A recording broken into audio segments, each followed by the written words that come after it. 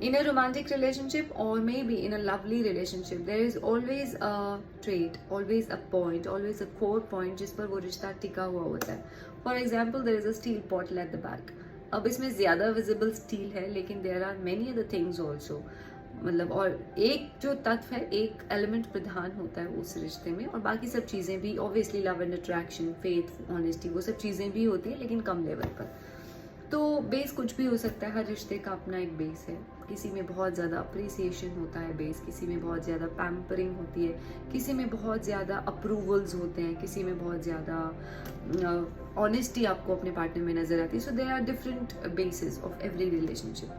अब अनफॉर्चुनेटली हम पहले अपने आप से, जब initially we are attracted towards a person, उस समय हम अपने आप से ऐसी बातें नहीं पूछते कि क्या ऐसा पॉइंट है जो मुझे अपने पार्टनर की तरफ इतना ज़्यादा पुल कर रहा है. ये जस्ट हम उस बहाव में बहते चले जाते हैं. और लेटर ऑन जब डाउट्स एंड डिस्पेयर की का समय आता है, सिनेरियो आता है उस रिश्ते में, तो हमें वो सारी चीज़ें दिखनी शुरू हो जाती हैं कि क्या ऐसा, क्योंकि धीरे धीरे अगर अप्रिसिएशन है, अगर पैम्परिंग है, वो धीरे धीरे चीज़ें कम होती चली जाती हैं. ये सब अगर रिश्ते का बेस है तो ये तो obviously at a point of time in life कम होंगी ही होंगी, और ऑब्वियसली रिश्ता रफ पैचेस से गुजरेगा ही गुजरेगा. अब कुछ केसेस में ऐसा भी होता है कि materialistically we are attracted towards the person. मतलब हमें ऐसा लगता है कि ही इज़ अर्निंग वेल और maybe she is earning well, तो I can give her a plus. ठीक है, 70% अदर चीज़ें भी अच्छी हैं, लेकिन 30% एक प्लस इस चीज़ का बनता है दैट ही और शी इज़ अर्निंग वेल.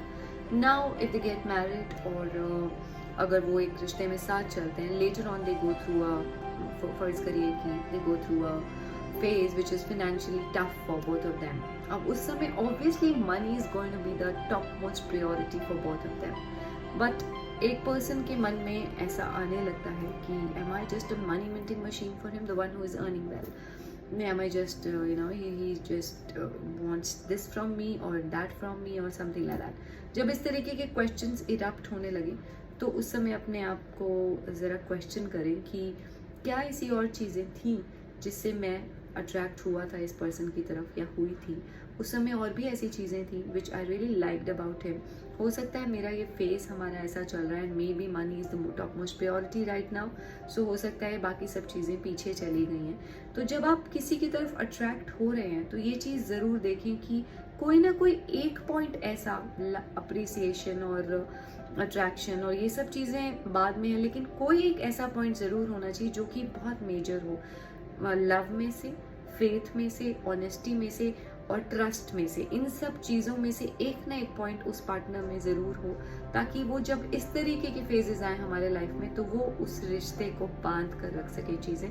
क्योंकि बाकी सब चीज़ें इवेंचुअली फेड हो जाती हैं, और जो कुछ चीज़ें रह जाती हैं वो यही कुछ 4 या 5 पिलर्स होते हैं इन रिलेशनशिप.